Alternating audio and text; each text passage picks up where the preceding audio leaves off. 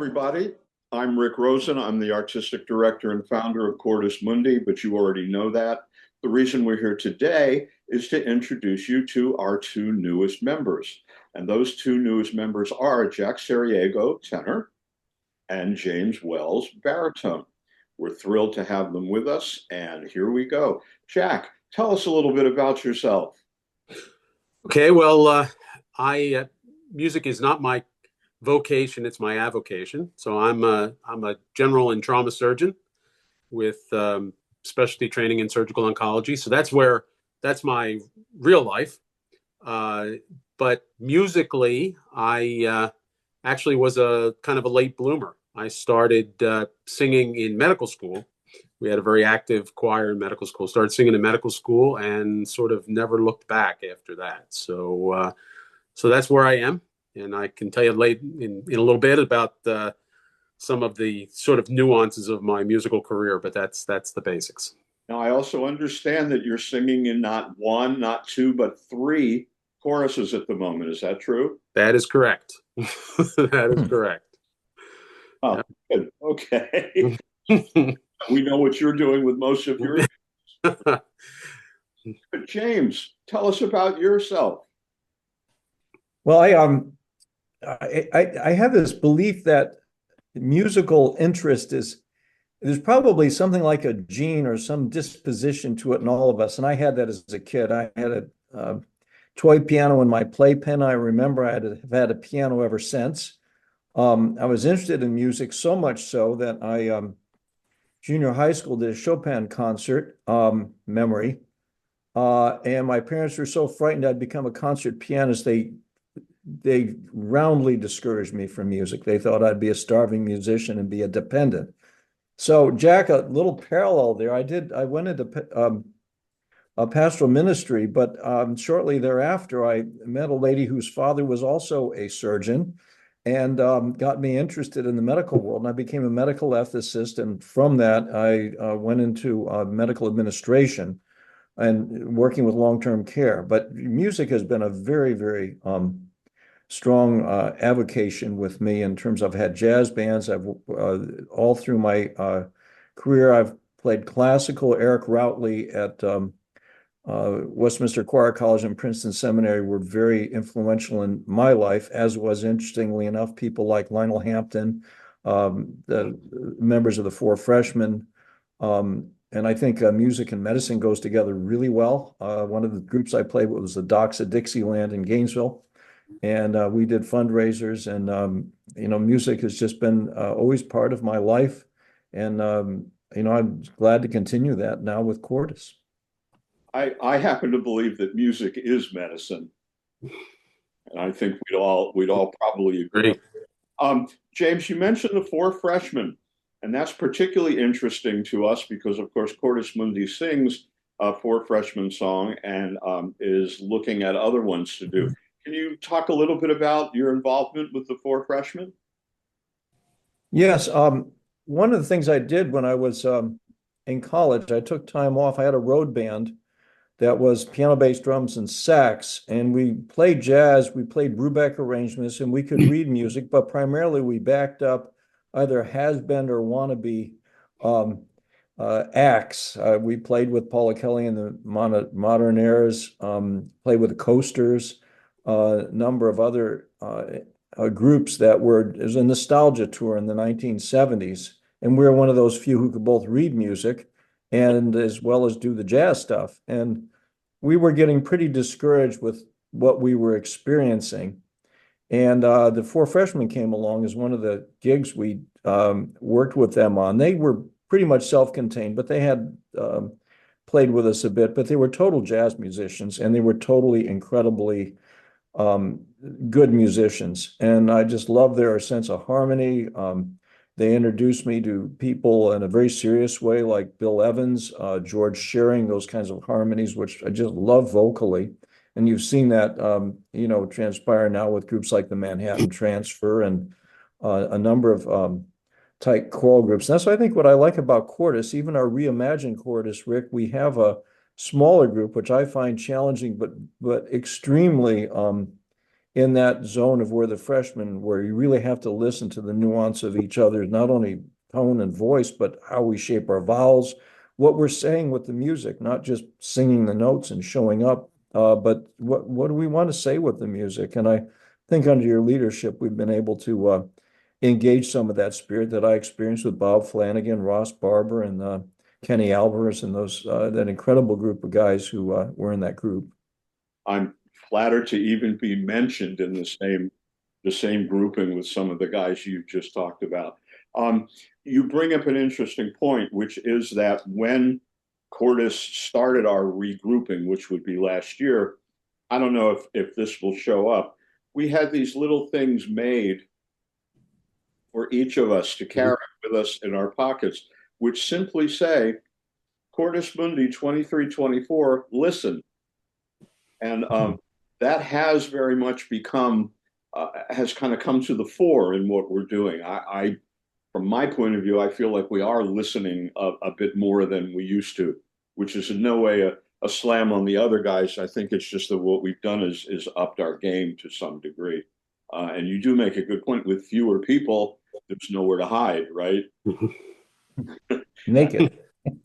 All right, James, you led us into my next question to you, which is let's talk a little bit about your own personal preferences. What kind of music do you like or do you listen to? And since I'm staring at Jack, let's start with Jack. Talk to us about your own music. So I've sort of sung in every genre through my musical career or my musical avocation. I started singing chorally in medical school, and then rapidly focused on the operatic repertoire. I had a big operatic tenor sound back in those days when I was younger, and so I did almost exclusively opera for a number of years, and that was great. And my influences were all operatic because you're trying to perfect the voice, but my fun time was musical theater, and so I sort of morphed over to musical theater as I got a little bit older and really enjoyed that. And so doing a lot of the more dramatic roles. But then I got older and those dramatic roles kind of go away.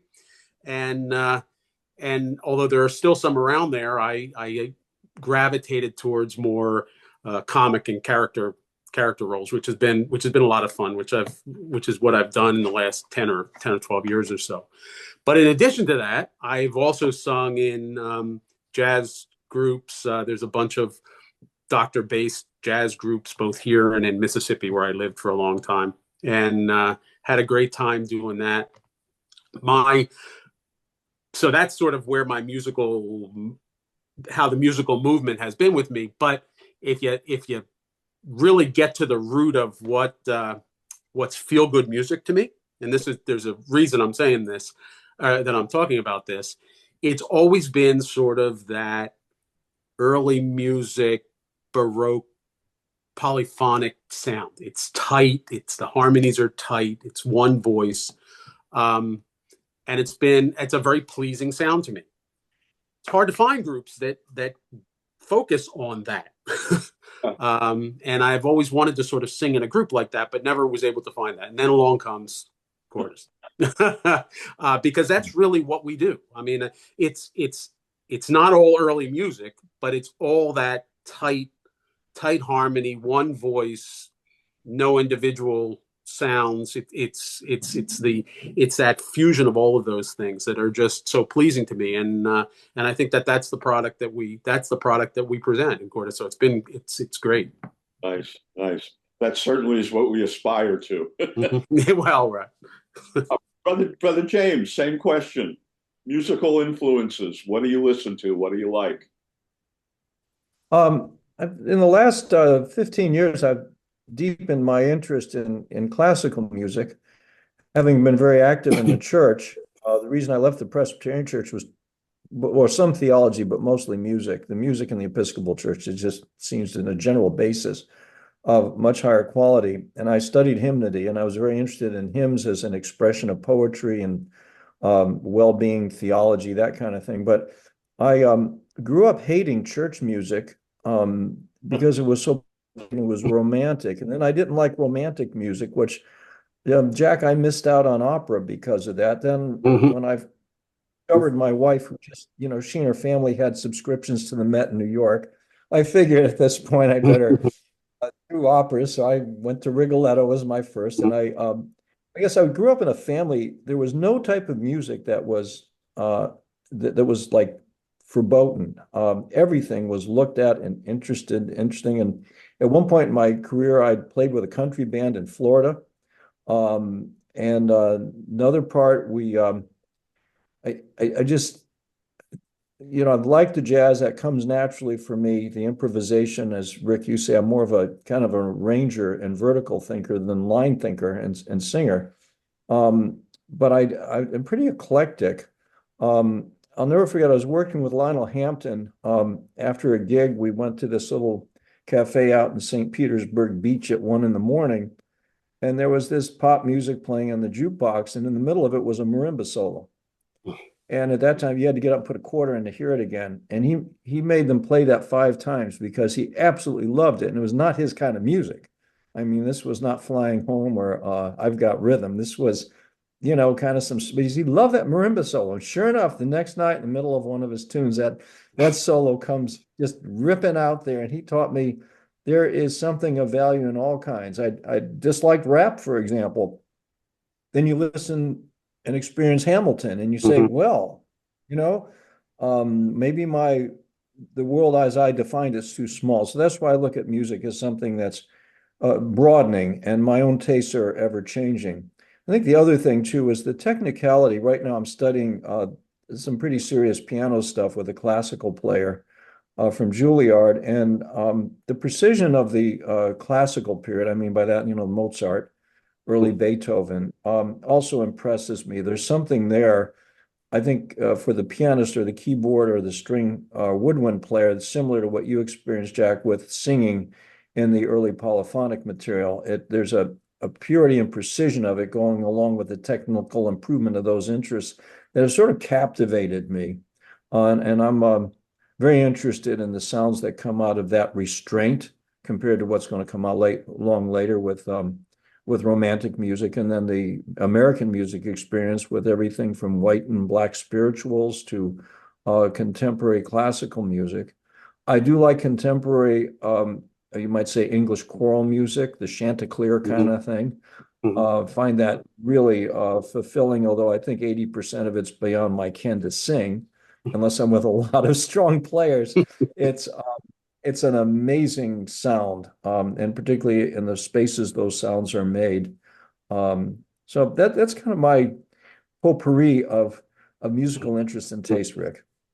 Well, so Cordis Mundi fans, you may have heard a not so subtle pitch for upcoming repertoire. I've heard from both of our fellows an interest in a couple of particular genres that you may see us focus a little more on in the future. So we'll see what happens there. Before we leave this topic, I just want to know from both of you, what are you listening to in the car right now? If I sat in the passenger seat of your car, Jack, and you put on the music, what would I hear?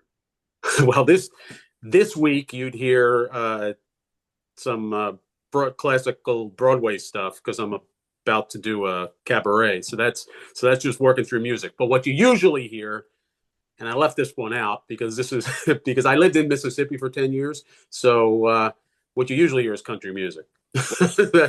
That's what you usually hear in the car. Oh, James, same question. I'm a passenger in your car. Well, if I listen to music, this is something that's happened to me. I get very distracted. I cannot use music as Mhm. background, or I will get in a wreck for sure. So, and so I've taken on writing program notes for various groups, and really study music. And when I listen to it, it just captivates me. But for my just like relaxation, I would go either to Vince Guaraldi, uh, Ahmed Jamal, uh, Bill Evans, pianist, like that. And I would also listen to uh, Mozart string arrangements. I mean, it's pretty bipolar, as you might say today, or on the border. It's, it just depends on the mood. Doctor, do we agree with that bipolar analysis? I know that I'd rather use eclectic. How about eclectic? Eclectic, much safer. There is a possibly apocryphal story that I just ran across yesterday, James, that applies to your Lionel Hampton story, and that is that Charlie Parker, Bird, and his band were in Paris playing a gig in Paris, and into the gig walked Igor Stravinsky, who sat down, and apparently Stravinsky dug Bird, and Bird at some point was told or recognized that Stravinsky was in the audience, and in one of his solos, he then proceeded to quote from a Stravinsky piece. And apparently, and this is, I don't know if this actually happened, but apparently Stravinsky was so shocked and surprised that he spilled his drink. There, as I say, take that with a grain of salt, but I love it as a story. Do you have, both of you, do you have particular favorite pieces in what we're currently doing with Cordis, in the stuff that we're working on right now? Feel free, either of you.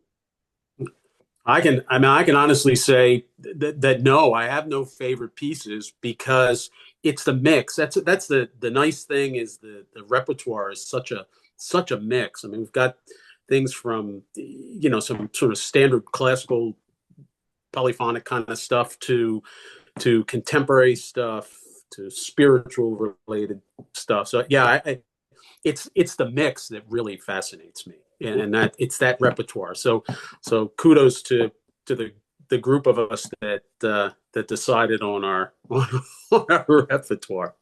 We ostensibly have a repertoire committee, and we do have a repertoire committee. Mm-hmm. But I'm sure you've both noticed, we do pretty much everything we do sort of by acclamation. We try to go for a consensus on just about everything. That having been said, I found in our last repertoire meeting that one of our repertoire guys very much did not enjoy singing a piece that we'd done previously. And it was the first time he was comfortable enough to express that. But we also all agreed, and we all know this as choral singers, okay, you may like some stuff more than other stuff, right? And our job is to present it all at top level quality. James, same question to you. Well, of course, I really like the freshman tune we did. Their Hearts Were Full of Spring. In that genre, we've had a couple of more in that and we're doing one now. I'm trying to recall the name of it. I can hear it, but the title, it's that sense of where the poetry comes out and the lines are modern, and each voice line is has some of the more complex harmonies. I like that. I also very much like some of the international, like the Duleman piece. I think that's extremely strong, just in experiencing our voices and sound in a different way. The Haydn's good. You can always do Haydn and Mozart. They make sense to me as well. But one of the things that surprised me was the pieces that they compose. I find a special meaning when you have composers in the group and you're doing their own material. And I think that's it's a very strong, attractive part of singing through the repertoire, is to have some of the stuff that comes out, because it's almost like jazz in a sense, because when you get together in a jazz group, you learn the heads, you learn your arrangements, but then people do different things in their solos. And sometimes they do it with each other, and they're creating together. And that sense of creation within the framework of the voices we have and their harmonization really, really attracts me a great deal. I think that's interesting, and particularly Steve Mellon's narration of life from the 1950s and 60s. Says some tears of nostalgia flow when I see the images and the words and hear them as we sing them. So I think the variety is good. I like the early music as well. And the comment about things that you don't like so much, Um, I think that you can't, if you're going to sing with a group, there's a sense of humility that needs to come about, because what you can say through a song may be something the next person can't say anything with that song. That's not them. Mm, But part of being like in community is humbling yourself a bit and try to find something to say for yourself with that song out of honor of the person you're singing next to, who nice. may be into that. And I think that's why repertoire that sort of torques me off at times is really interesting to me, because it's Nice. it gives me an opportunity to dive into something that is different. And I We, think you underscore just really quickly. You underscore the idea that they're real. I mean, it sounds trite to say this, but there's no all good and all bad songs. There's always, I don't know how many times I've been singing a piece that it's not my favorite. It's not something that I particularly, am passionate about. And then you get to a passage in that, or you get to a sequence of harmonies in that, and you just sort of go, wow, that's a really good sound. So even embedded in all of those, there's always something good in those. So the variety is really what makes it so special. amen. Amen. James, you gave us a nice dovetail, and I'll take a moment to elaborate a little bit. We have currently in the group three composers, and I'll rank them, well, I would say in descending order now. Um, Steve Mallon is our most prolific. And Steve is actually an award-winning composer. He's won some American prizes and any number of things. Um, and in our next concert, and I'll talk about that in a moment, we'll be premiering a Steve Mallon piece, uh, which is very nostalgic, at least word-wise, of 50s and 60s and growing up, but has the trademark Steve Mallon compositional quirks, let's say.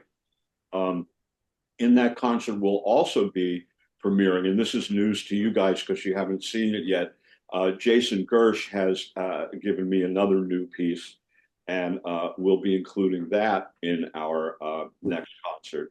And then our next concert will also include, he says with some modesty, uh, one of my own pieces that we've done before. This will be probably the third time we've sung it. We need to be really careful about using our own members' compositions because they have to be of the quality that we all need them to be. So we're judging, but a fairly high standard. But it's a very very cool thing to be able to do. Um, Let me take this moment to for our friends who are listening and watching. Our next concert will be in January. It will be January 26th at Trinity Episcopal Church in Solbury. And that will be our kind of our standard eclectic mix, if you will, of repertoire. And then the following Saturday, February 1st, we will be back at Trinity as part of the Lambertville and New Hope Winter Festival. And for that concert, we'll be presenting a somewhat different program than we have just presented the previous week. And that will feature some of our folks in kind of more individual settings. Jack, we believe we've got something that we're going to line up for you. Steve and Joshua, one of our tenors, will probably once again sing the duet from Pearl Fisher's Bizet. And we'll have Zach, our guitar playing tenor, will have something to offer. And so we urge our listeners and our viewers to come not to just one, but to both concerts, because what you'll get out of it is two somewhat different sides of Cordis Mundi.